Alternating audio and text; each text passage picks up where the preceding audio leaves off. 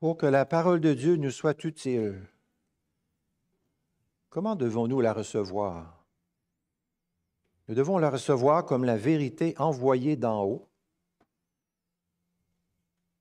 Il faut nous laisser instruire par elle, lui soumettre notre intelligence et notre volonté, aimer vraiment cette parole de Dieu et la graver dans notre cœur afin qu'elle plante de solides racines et produise du fruit dans nos vies. Je vous invite à tourner dans vos Bibles à la première lecture en Genèse 13, 1 à 13, à la page 11 de notre Ancien Testament. Genèse 13, 1 à 13.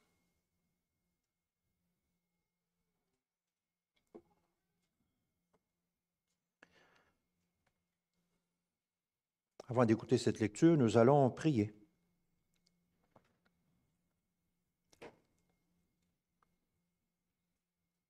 Quelle joie, Seigneur, de nous mettre à l'écoute de ta parole.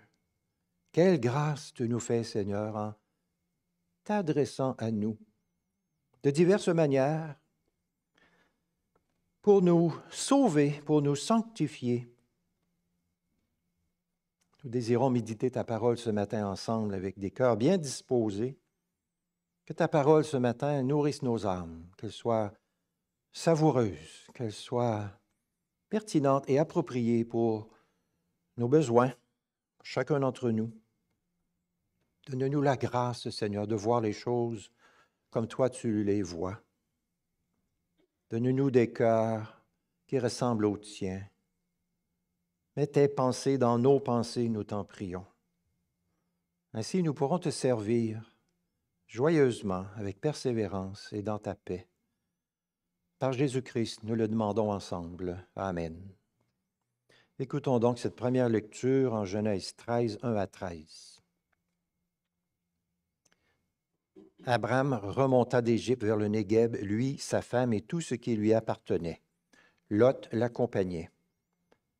Abraham était très riche en cheptel, en argent et en or. Il se rendit par étapes du Négueb jusqu'à Béthel, à l'endroit où il avait dressé sa tente au commencement entre Béthel et Haï, à l'endroit où était l'autel qu'il avait fait précédemment. Et là, Abraham invoqua le nom de l'Éternel. Lot, qui accompagnait Abraham, avait aussi du petit, du gros bétail ainsi que des tentes. Le pays était insuffisant pour qu'ils restent ensemble, car leurs biens étaient si considérables qu'ils ne pouvaient rester ensemble. Il y eut une querelle entre les bergers des troupeaux d'Abraham et les bergers des troupeaux de Lot. Les Cananéens et les Phérésiens habitaient alors le pays. Abraham dit à Lot qu'il n'y ait pas, je te prie, de dispute entre moi et toi, ni entre mes bergers et tes bergers, car nous sommes frères. Tout le pays est devant toi. Sépare-toi donc de moi. Si tu vas à gauche, j'irai à droite. Si tu vas à droite, j'irai à gauche. Lot leva les yeux et vit toute la plaine du Jourdain qui était entièrement irriguée. Avant que l'Éternel détruise Sodome et Gomorrhe, c'était jusqu'à Tsoar comme un jardin de l'Éternel, comme le pays d'Égypte. Lot choisit donc pour lui toute la plaine du Jourdain et partit vers l'est. C'est ainsi qu'ils se séparèrent l'un de l'autre. Abraham habita dans le pays de Canaan, et Lot habita dans les villes de la plaine et dressa ses tentes en direction de Sodome. Les gens de Sodome étaient fort mauvais et pécheurs envers l'Éternel. Tournons maintenant dans le Nouveau Testament en 1 Corinthiens 6, 1 à 11, à la page 190. 1 Corinthiens 6, 1 à 11.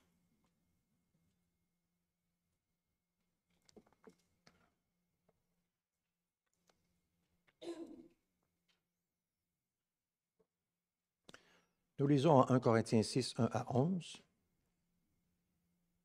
Quelqu'un de vous, lorsqu'il a un différend avec un autre, ose-t-il plaider devant les infidèles et non devant les saints?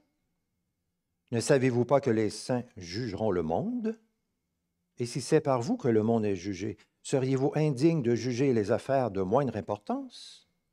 Ne savez-vous pas que nous jugerons les anges? Pourquoi pas à plus forte raison les affaires de cette vie? Quand donc vous avez des différends, pour les affaires de cette vie, ce sont des gens dont l'Église ne fait aucun cas que vous établissez comme juges. Je le dis à votre honte. Ainsi, parmi vous, il n'y a pas un seul homme sage qui puisse prononcer un jugement entre ses frères.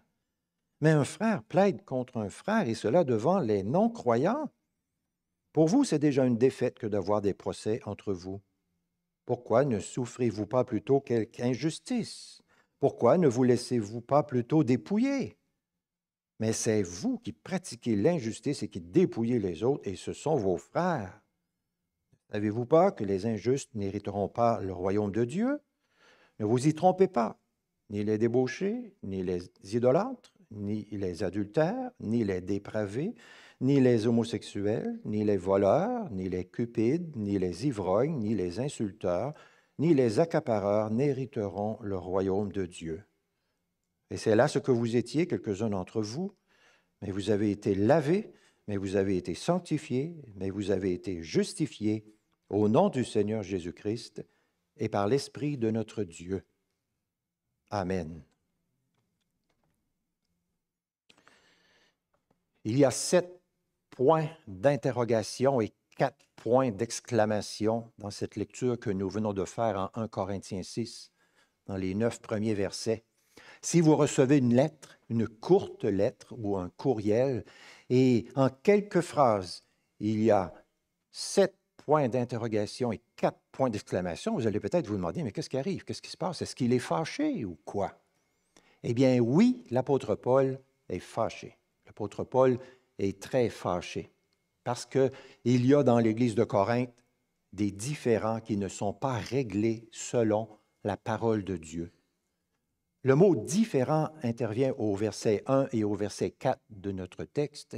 Un différend, qu'est-ce que c'est? C'est un conflit, une dispute, une mésentente, une querelle, un trouble entre diverses personnes dans l'Église. Et l'apôtre Paul situe dans cette section de son épître, cette intervention, on le voit triste et tourmenté et en colère en même temps. Le chapitre 6 de 1 Corinthiens fait partie d'une section dans l'épître de Paul aux Corinthiens qui s'intitule « Division et scandale ». Au chapitre 1, Paul écrit « Mes frères, j'ai appris à votre sujet qu'il y a des discordes parmi vous.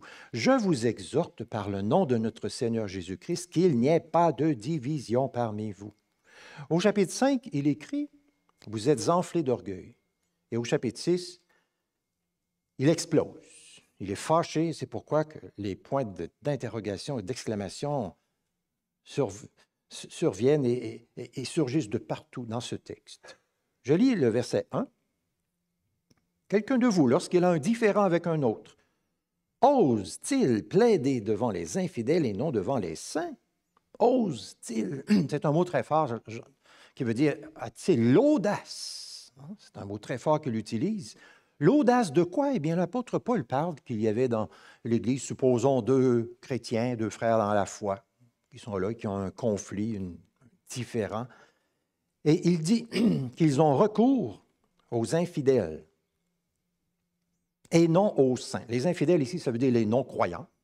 Les saints, ce sont les croyants. L'apôtre Paul dit en d'autres mots, lorsqu'il y a dans l'Église 2 personnes qui ont un différend, ils doivent le régler à l'intérieur de l'Église en se faisant aider par les autres chrétiens et non pas en allant en dehors de l'Église pour essayer de trouver des solutions à leurs problèmes parmi ceux qui ne connaissent pas la grâce de Dieu et l'amour de Dieu. À Corinthe, ce n'était pas ce qui se faisait. Donc, au verset 6, « Mais un frère plaide contre un frère devant les non-croyants. » Autrement dit, Paul dit, c'est une démarche, c'est un non-sens, ça n'a aucun bon sens, c'est inapproprié que le peuple de Dieu fasse appel au monde impie pour essayer de régler ses problèmes. Et quel mauvais témoignage c'est aussi. Les non-chrétiens devraient, par le spectacle des enfants de Dieu, être attirés à Jésus-Christ. Mais ici, ils sont pris comme juges, témoins et juges d'un manque d'amour fraternel dans l'Église. Et Paul, il se pogne la tête à 2 mains, comme on dit, puis il dit, ça n'a aucun bon sens.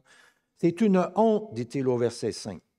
une honte, et on sent toute sa tristesse et sa colère en même temps.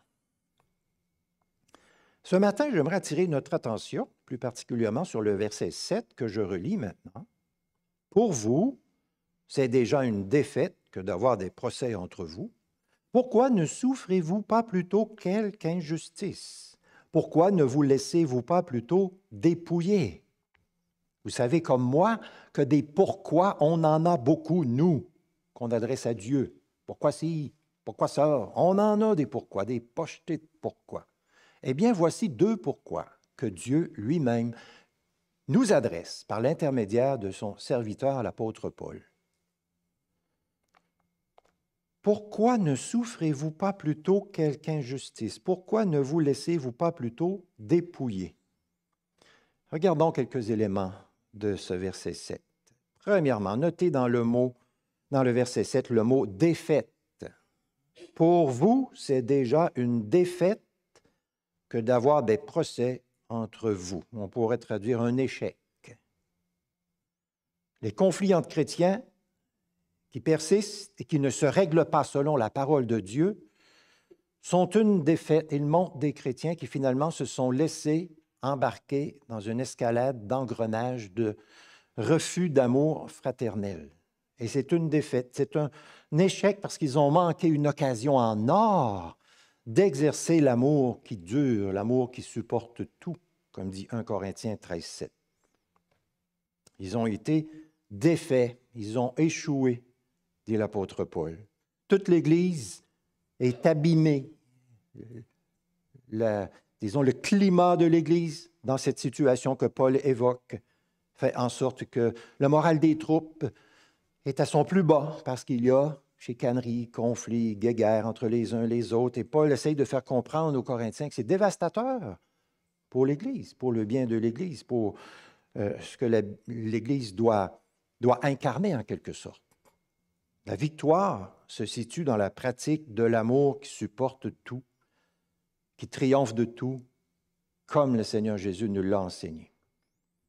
Les conflits entre chrétiens dans les églises sont aussi une défaite parce qu'ils affectent négativement la mission de l'Église. Nous avons la mission d'incarner l'amour du Seigneur pour nous et d'aller proclamer cet amour.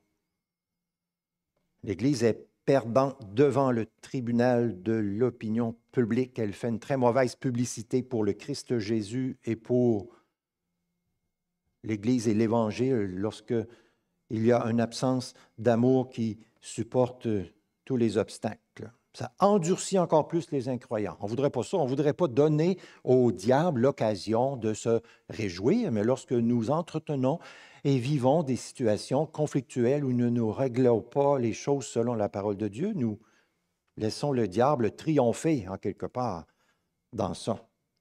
C'est pourquoi l'apôtre Paul, à ses yeux, c'est une honte, c'est un scandale, ça ne devrait pas exister. Et les chrétiens se transforment, comme il va dire un petit peu plus loin, en désaveu de Jésus-Christ. Et c'est pourquoi si souvent les gens de l'extérieur critiquent les chrétiens en disant « vous êtes des hypocrites ». Hein? Ça arrive, ça.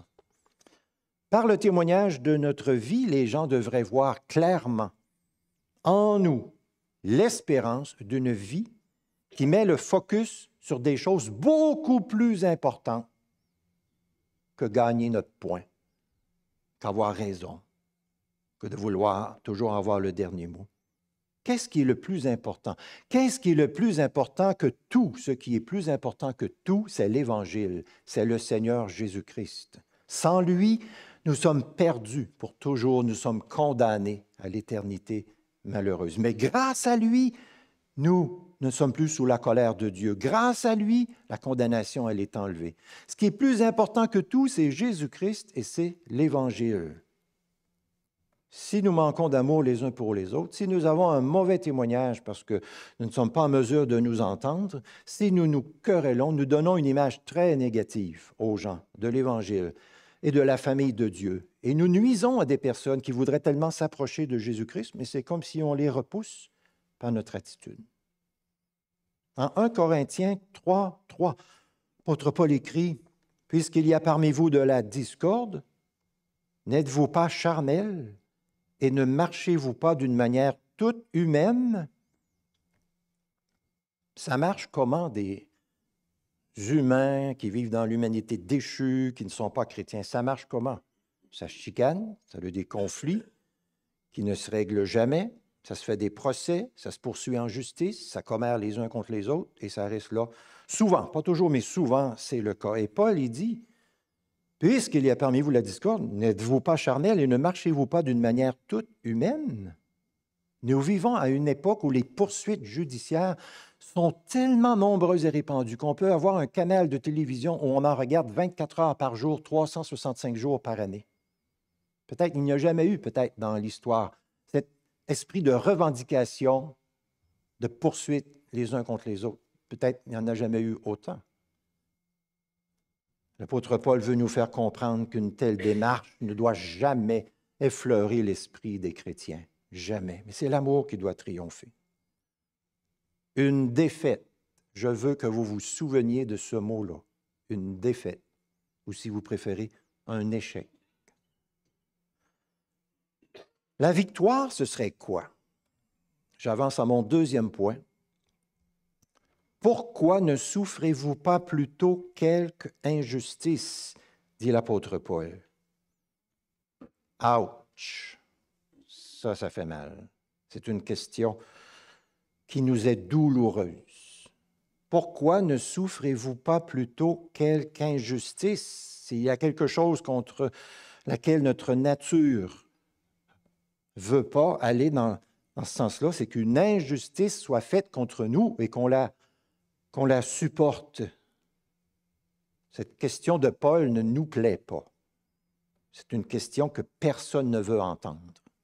Pourquoi ne souffrez-vous pas plutôt quelque injustice? On trouverait facilement une longue liste de parce que. Le mot injustice, ici, couvre un large éventail de conduites variées de toutes sortes qui blessent autrui.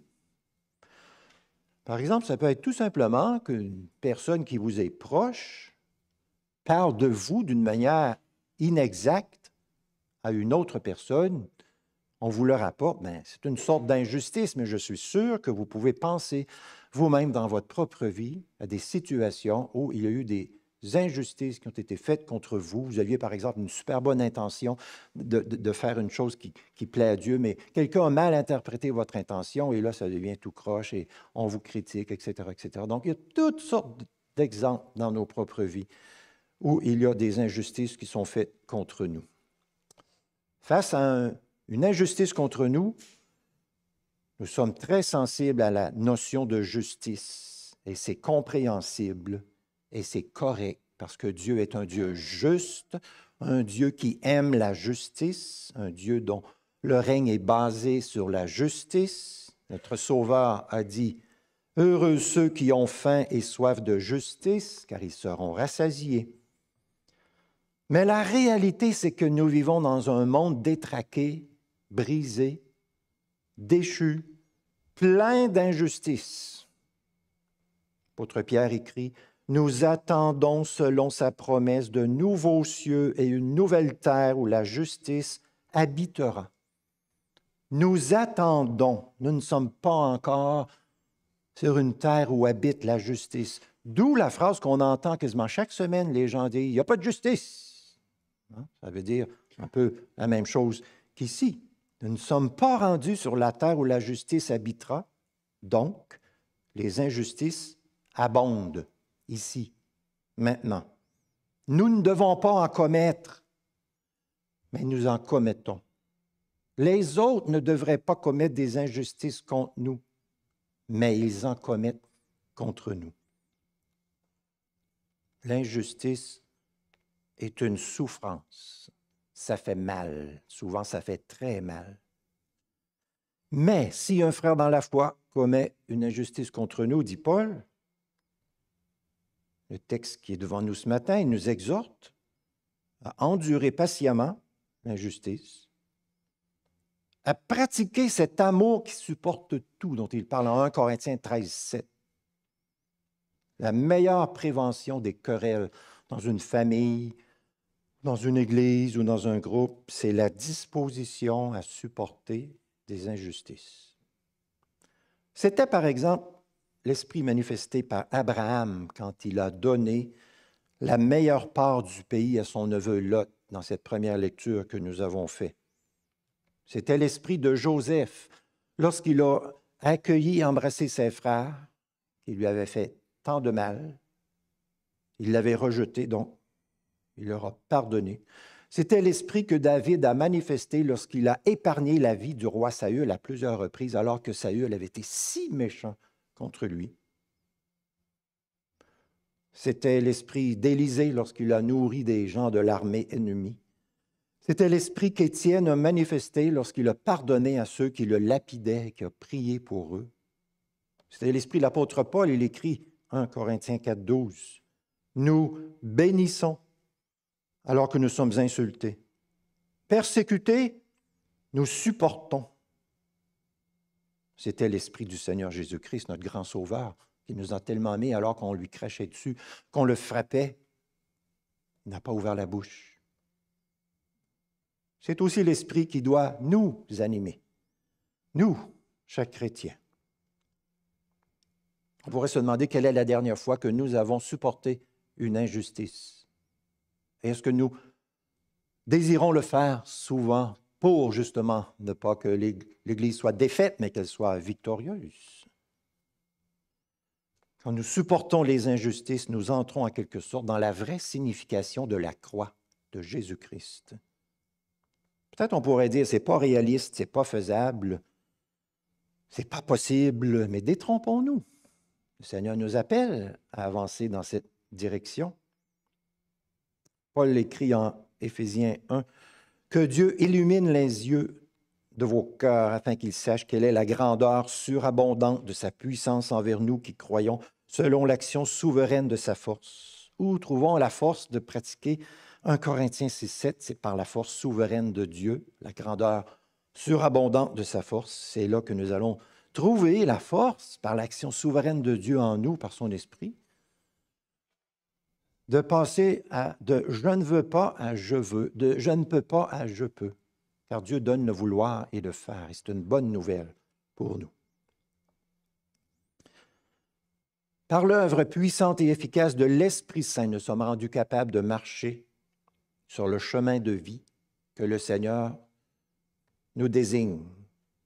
Il travaille à éveiller et à travailler en nous pour développer la liberté d'observer sa parole et de lui ressembler. Le Saint-Esprit a le projet de faire triompher dans nos vies l'obéissance à la parole de Dieu. Il œuvre pour que notre propre volonté s'harmonise avec la volonté de Dieu qui est exprimée dans sa parole. Il besogne en nous pour que nous aimions ce que Dieu aime, pour que nous voulions ce que Dieu veut, pour que nous choisissions ce que Dieu ordonne. Avançons maintenant à notre troisième point. Troisièmement, pourquoi ne vous laissez-vous pas plutôt dépouiller? Ouch! Re-ouch! Voilà une autre question choquante pour nous, pour notre sensibilité. Pourquoi ne vous laissez-vous pas plutôt dépouiller? S'il y a quelque chose qui est contraire à notre sens des valeurs, c'est bien de nous laisser dépouiller de notre temps ou d'argent ou diverses choses. Pourtant, celui qui agit de la sorte marche sur les traces du Seigneur Jésus. En Philippiens 2, il est écrit ceci. « Ayez en vous la pensée qui était en Christ Jésus, lui dont la condition était celle de Dieu. Il s'est dépouillé lui-même, en prenant la condition d'esclave, en devenant semblable aux hommes. Après s'être trouvé dans la situation d'un homme, il s'est humilié lui-même, en devenant obéissant jusqu'à la mort sur la croix. » Il s'est dépouillé. Pourquoi ne vous laissez-vous pas dépouiller? Ce précepte évangélique est un comportement qui implique, de la part de la personne qui a été offensée, une maturité spirituelle. Ça suppose que le Saint-Esprit a déjà fait une œuvre profonde de régénération dans le cœur. En particulier, ça implique que toutes les questions d'amour-propre avec lesquelles nous sommes tellement souvent poignés ont été désamorcées par l'œuvre du Saint-Esprit dans nos vies. Le Saint-Esprit travaille à produire ce beau fruit dans nos vies. Celui qui se laisse dépouiller a été libéré de la préoccupation de soi. Et c'est une grâce. Nous sommes tellement préoccupés par nous-mêmes, nos biens, nos opinions, nos possessions, nos droits, nos libertés, nos choses, que nous sommes prompts à trouver des excuses pour écarter les consignes de la parole de Dieu. Plusieurs pensent que défendre leurs droits, c'est la plus grande vertu qui existe. Mais non, la plus grande vertu, c'est l'amour, dit la Bible. Quel amour, quelle sorte d'amour? Aimez-vous les uns les autres comme je vous ai aimé. L'amour qui consiste à faire du bien envers des personnes dont nous n'avons pas raison de leur faire du bien, et même faire du bien envers des personnes envers lesquelles nous avons des raisons de ne pas leur faire du bien. Ça inclut ça aussi, cet amour-là. Plusieurs croyants n'ont pas atteint ce degré de détachement et de générosité. Ils choisissent de demander réparation, de faire des poursuites, d'exiger des excuses, de planifier des représailles. Ils sont prêts à livrer des batailles jusqu'à la mort, des batailles souvent très déplaisantes pour gagner leur point, avoir raison à tout prix. Mais Paul enseigne que celui qui, par amour, est capable de rendre le bien pour le mal, lui, il fait mieux, enseigne l'apôtre Paul. Il ne fait finalement que revenir au sermon sur la montagne de Jésus, c'est ce qu'il transmet ici. Il est naturel pour nous de vouloir se défendre contre l'injustice et de riposter, mais quand nous sommes doux et humbles de cœur devant les injustices des autres, nous marchons sur les traces du Seigneur Jésus. Nous lui ressemblons. Le Fils de Dieu s'est dépouillé. Pourquoi ne vous laissez-vous pas plutôt dépouiller?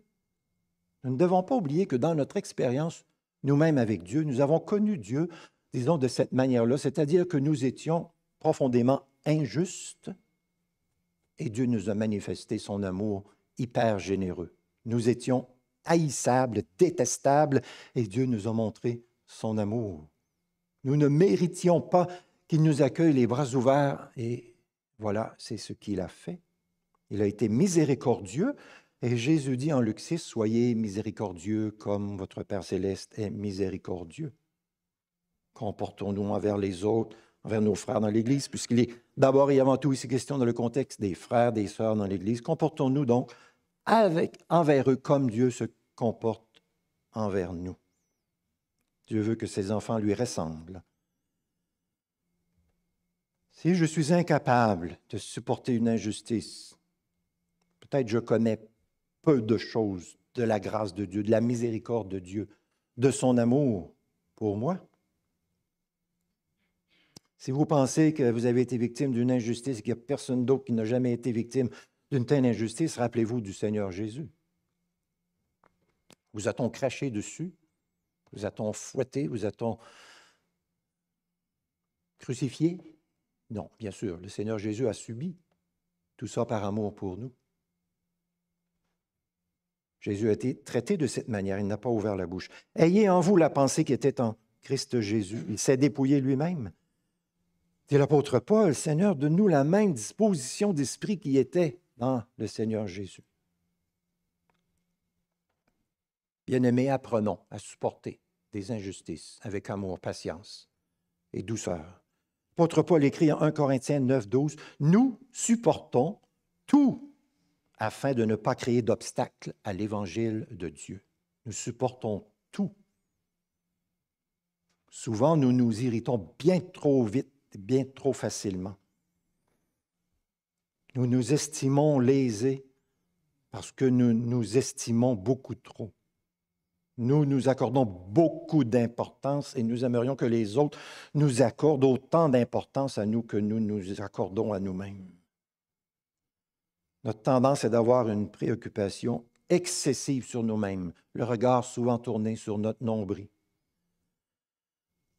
Pas étonnant que nous trouvions insupportable la pensée d'avoir à supporter une injustice. Notre promptitude à nous sentir blessés notre rapidité à être offensé sont des attitudes très, très répandues dans la société en général. Mais elles sont contraires à l'esprit du Christ Jésus. Heureusement que Jésus était plus aimant que nous.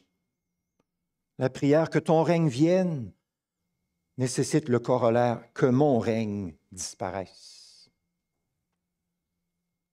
Nous avons besoin de nous dépréoccuper de notre petite personne. Et c'est un choix que nous pouvons faire chaque jour devant les injustices. Les deux, plus tôt dans le verset 7, nous indique qu'il y a ce choix-là. Pourquoi ne pas plus tôt? Celui à qui j'en veux parce qu'il a été injuste envers moi est devant Dieu comme moi, un pécheur. Je suis dans le même sac que lui. Je suis souvent injuste moi-même. Oui, il a été injuste envers moi, mais moi-même, je suis souvent injuste. On est deux pécheurs, des pécheurs pardonnés, et la gratitude que nous avons pour Dieu devrait nous permettre de nous pardonner, d'aller de l'avant. Certains craignent que supporter une injustice, c'est nécessairement s'en rendre complice, cautionner le mal et encourager des abus ultérieurs. L'offenseur pourrait penser que son acte n'est pas grave. Ça peut arriver. Il faut être prudent. Que Dieu nous donne sagesse et intelligence dans notre façon d'agir. Parfois, confronter la personne injuste est tout à fait nécessaire et c'est la chose à faire. Mais pas toujours. Paul ne disculpe pas ceux qui commettent des injustices comme s'il disait « c'est pas grave ». Il dit au verset 9 de notre texte que les injustes n'hériteront pas du royaume de Dieu. Mais son point au verset 7,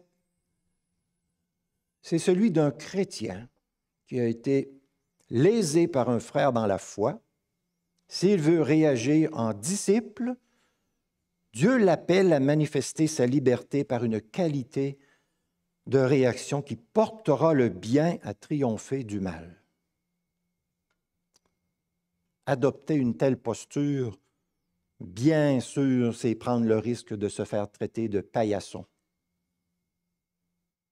particulièrement dans notre société où la défense des droits est poussée à son maximum. Mais quand on vit de cette manière, on n'est pas un paillasson, on est un disciple de Jésus-Christ. On marche sur ses traces, on fait ce qu'il nous dit. Nous devons aimer la cause de notre Sauveur plus que nous aimons nos intérêts personnels. Nous devons vivre d'une manière qui indique aux autres que le plus grand et précieux trésor de tous, c'est le Christ Jésus lui-même et son Évangile. Pour conclure, souffrance, injustice, dépouillé, notre Sauveur Jésus a connu ces réalités. Comment a-t-il pu vaincre ces souffrances? Et comment nous allons-nous pouvoir supporter les injustices d'une manière victorieuse? Réponse dimanche prochain. Dieu voulant. Amen.